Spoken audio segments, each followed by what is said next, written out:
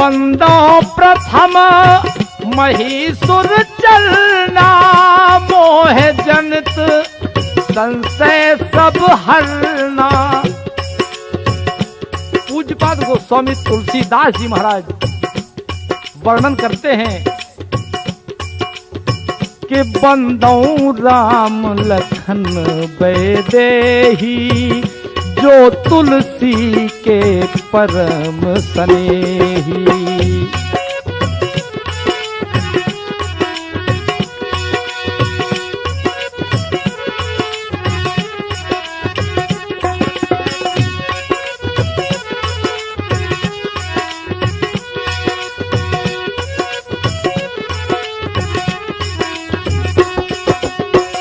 देखिए बंधुओं,